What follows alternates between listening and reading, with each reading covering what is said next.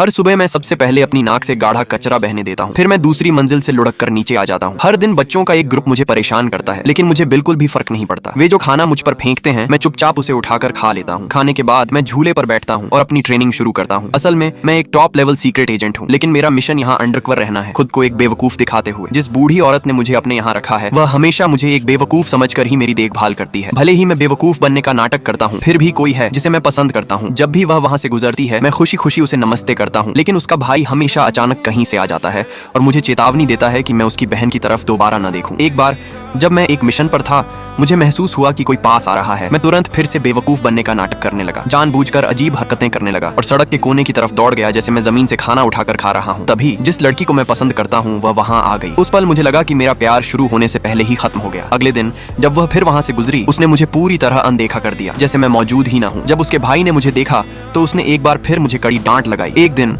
जो लड़का मुझे हमेशा परेशान करता था, वह अचानक मदद मांगने मेरे पास आया। उसने बताया कि उसका छोटा भाई गायब हो गया है। पहले तो मैं शामिल नहीं होना चाहता था, लेकिन उसने मेरे पसंदीदा स्नैक्स निकाल लिए। आखिर में मैंने उसकी मदद करने के लिए हाँ कर दी। थोड़ी ही देर बाद मैंने जमीन पर पानी देखा। मैं झुककर उसे सूंघने लगा और पाया कि वह अभी भी गर्म था। मुझे समझ आ गया कि यह उसी छोटे लड़के की गंध थी। जब किसी का ध्यान नहीं था, मैं एक ही झटके में उछलकर दीवार के ऊपर पलटी मार गया। दीवार के ऊपर से थोड़ी देर देखने के बाद मैंने जल्दी ही बच्चे की जगह का पता लगा लिया। मेरी पहचान जाहिर न हो, इसलिए मैंने पास पड़ा एक कपड़ा उठाया और उसे अपने ऊपर डाल लिया। असल में वह छोटा लड़का सिर्फ पड़ोसी के घर खेलने गया था, लेकिन किसी ने मुझे देख लिया और जो कपड़ा मैंने यूं ही उठाया था, वह उसी लड़की का था जिसे मैं पसंद करता हूँ। सब लोग मुझे पकड़ने के लिए दौड़ पड़े। मैं तेजी से छत पर चढ़ गया और इसी तरह पीछा कर रही भीड़ से बच निकला।